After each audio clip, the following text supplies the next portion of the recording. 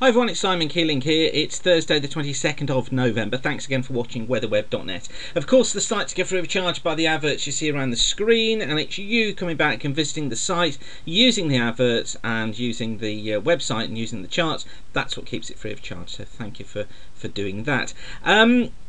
Right, going to give you an overview for the weekend and also to show you where we are with the cold weather just at the moment and how things look as if they're going to be shaping up over the coming few days. We'll fire straight on though with the weekend forecast. This is the position this evening. Look, we've got pretty heavy rain across the western parts of the country. These strong winds running ahead of that rain, and as I run through the sequence you'll see that front gradually clearing away towards the east. Now the problem we're going to have overnight across England, particularly the east, central and southern parts of England, is that rain's going to be pretty heavy. All the drains are blocked. I've been lecturing at Birmingham University today on the master's course in applied climatology and meteorology, and I lecture the weather forecasting side of that. So just come home from Birmingham, we're about 20 miles away, and the number of blocked drains just blocked by leaves and causing flooding on the roads is quite numerous. So I think we're going to find more of those problems during the course of this evening, overnight into tomorrow morning. So, you know, I mean, it's obvious, isn't it? Take care if you're out driving, but really you can come across this stuff quite quickly. Also, this front has quite a bit of line convection along it, which means you get intense episodes of heavy rain and squally winds running along it. Which can catch you out if you're driving. So again, just take care, or Claire even. Following in behind, we got brighter, we got clearer skies. Got some showers though affecting western coast, but many areas are becoming drier with the winds easing off as well. Now, into Friday, we find the rain eventually clearing away towards the east. We then have quite a fine day on Friday, I think. Some good spells of sunshine, should be dry for many as well. Just a few showers affecting these western coasts. Keep your eye down towards the southwest though on this feature just here. Okay, so on we go then into Friday night, where it's going to be a dry night apart from a few showers for the north and the west. I think dry Saturday morning for many of us as well, first thing, but then look down towards the southwest. Just look at this feature here. This is a massive rainfall that's going to be coming in from the southwest during the course of the day. It's headed its way northeastwards with that low. Now, I think what we're going to find is that low tracks its way gradually northeastwards through the course of Sunday. This has got some very heavy rain and it's got strong wind associated with it. I don't like the look of this one at all. The ECMWF had it, GFS has got it, the UK Met Office have got it, and they're all fairly consistent in the idea of heavy rain and very strong winds surrounding this low. So we're looking at gales getting into the Western Channel. Severe gales by late Saturday morning. Elsewhere we've got generally southeasterly winds, probably around a 4 or a 5 through the channel, 3s or 4s towards the north, southwesterlies around 5s or 6s across northern and western Scotland. If you're flying, Wales, England, eastern Scotland, Ireland, all looking pretty good. If you're going to get the club aircraft out, go in the morning. Don't go anywhere near this feature down towards the southwest. Then through Saturday afternoon, heavy periods of rain coming into Wales, southwest England, southern England, very strong winds as well, particularly as that system heads eastwards. You see the winds around it, the isobars, how close they are. The severest of the gales look to be across northern France, but I think we're going to be seeing easily force 7, force 8 winds, which are getting up to gale force around this low, together with heavy rain. We'll dry across Scotland and also Ireland, and then the low look tracks eastwards into the North Sea with this northwesterly following by Sunday morning. Now this is going to drag in some cold air, so I wouldn't rule out the risk of some wet sleet, wet snow mixed in here as well, particularly across the North York moors. For most it'll be fine, for most it's not a problem. I think the main feature really across these eastern areas, it's going to be sort of northeast England running down through the eastern Midlands, through East Anglia, clipping the southeast here. Within that sort of zone there, I think that we could be looking at 50 mile an hour plus winds within that zone. So that clears out towards the east on Sunday morning. Then we get a ridge build in, briefly bringing an area high pressure with it, briefly bringing fair conditions, the winds easing, giving us a chance to clear up. Expect more flooding across Wales, southwest England, central parts of England as well, and then across eastern England as that feature moves through. Then we get this second feature which hits us on Sunday night.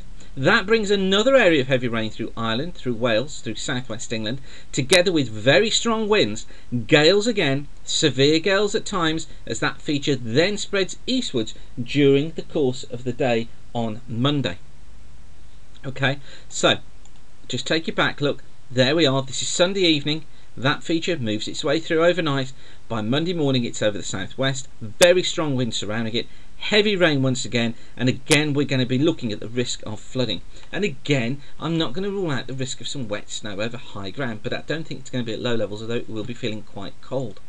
Then that feature moves slowly eastwards late on Monday into Tuesday. Now watch what happens here. This is an interesting time, because notice how the winds are now coming in from a northeasterly direction. The effect of this, there's our low centered there. The effect of that wind coming in is that it drags in colder air. We get evaporative cooling taking place, and it could bring quite a significant snowfall to parts of the Welsh mountains, also to parts of the eastern parts of the Pennines. Could be a little bit of wet snow as well, but really it's not going to amount to anything. I don't think there's going to be accumulation, but it will be feeling much colder. Also notice how strong the winds are, particularly down these eastern and northeastern coasts, and again across the Irish Sea. This is gales really throughout this area. So we're looking at this sort of area here.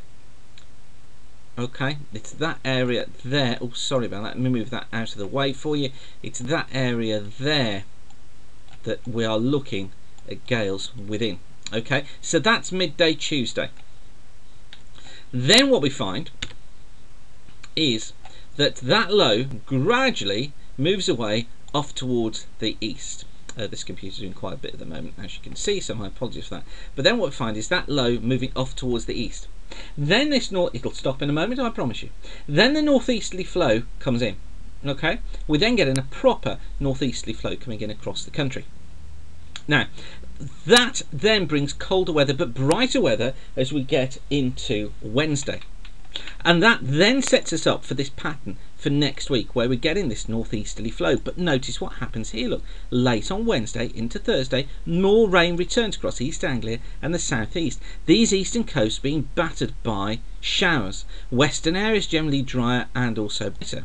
And it looks that way into Thursday, although a band of showers is probably going to be moving westwards on Thursday. But the story really is going to be one of wind, and also of it feeling much, much colder. And this eastern northeasterly wind is maintained. Now, one of the things with that, one of the features that we're going to be seeing, I think, as this develops, this northeasterly wind develops, is this gradual falling off of temperatures. So this is the GFS chart for London, and just notice what happens. Look, this is the 27th, so this is Tuesday of next week. Look what happens to the temperatures, how they fall off. We're sort of going down to 6s and 7s in London. So this cooler weather is certainly on the way, and it is going to be bringing with it the threat of increasingly wintry conditions. But I'm saying to you again, I don't think this is going to be significant snowfall. I just think it's going to be chilly. And if you take a look at the ensemble, see, there's that temperature line again. Look, how often have we seen this? Look, these temperatures going down. Okay, so we're kind of early on, the 27th, so next Tuesday here, we're up at around sort of 7 degrees. Okay, but here, by the time we're getting into early December, suddenly we've got maxes of 3 degrees. So it looks as if we have got these cooler conditions on the way. And if we look at the ensemble and just take a look at how it develops, look, if we just work our way through, we'll go through to, where should we go through to? We'll go through to next, well, when can we say? Probably take us through to next Thursday, which is the 28th. So there we are then. So that's the chart for Thursday. Look, and the GFS builds this low out over eastern parts of Europe. But just look what it does. Remember me telling you over the last few days about the ridge?